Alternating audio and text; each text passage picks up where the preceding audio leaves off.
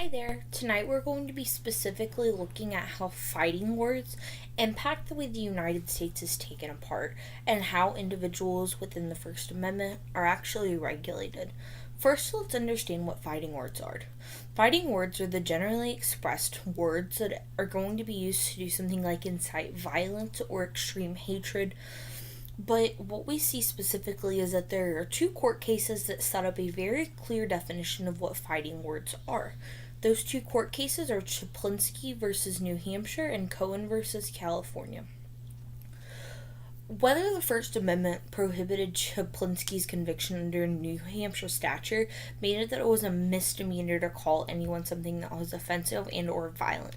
But what we found is that when it was taken higher up in the court, calling someone a damn fascist and a goddamn racketeer ended up being something that caused significant problems because individuals that had heard the conversation and the content realized and complained that they were putting down other religions, so a police officer was taken into action and tried to calm him down.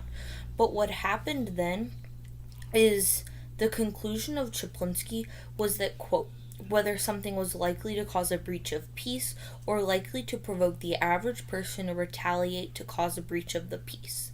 Now, this decision puts it in a very specific position. What it does is it forces us to understand and analyze when free speech becomes hate speech, and it's when it either causes direct action or causes the average person to take direct action. Now, earlier one of the discussion posts asked if what are fighting words is dependent on who is hearing it, and I think that the conclusion of Chaplinsky actually answers no, even though I answered yes in a previous response. Because what it shows us is that the decision is very articulate for the average person. An individual on an extreme side of any idea may not be what is considered the average person, but then again, they may be. So it's going to be very much a situation of you know it when you see it, because we don't have something like the Lemon test to set up an interpretation that is going to be very finite. But then we can look at what happened in Cohen versus California. Now, Cohen versus California is a little bit different because what it does set up is a situation of symbolic speech and whether or not symbolic speech can be hate speech. Now, Cohen wore a jacket that was directly addressing the problems that they had with the draft and were arrested as a result of. But what we saw at the end of the day is that this was classified by California as a disturbance of the peace. But then what we have to recognize is that Cohen versus California doesn't actually do something like meet a specific audience. Now, fighting words like they're set up in Chaplinsky are a situation in a position of where it either directly incites violence or causes the average person to incite violence.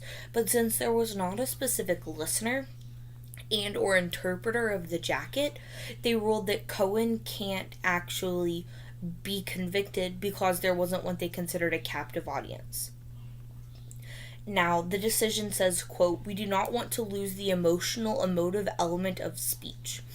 Now, they say this and they make this argument because they didn't directly force the jacket upon a specific individual or a specific group, but instead they were making a specific statement that they felt was incredibly important within the political context of the United States as it was set up. The most important part of Cohen, though, is the decision that is made and how it goes on to impact the United States later in life. They say, quote, one man's vulgarity is another's lyrics. And so what this sets up is a position where we're interpreting someone's vulgarity as fighting words only because a specific individual doesn't appreciate the vulgar words. But someone uses vulgar words to do something like set up the impactful nature and feelings surrounded something. Swear words may not always be appropriate, but something that swear words most certainly do are maintain someone's attention and also capture and share how significant the individual thinks that this issue is. So when we take a step back and we look at fighting words, what we have to recognize is that there isn't a definitive line, but there also isn't a set of things that it excludes. So it becomes a lot like an obscenity, something that we know when we see it, but it becomes a little bit more direct insofar as we've seen two different cases go through to set up fighting words.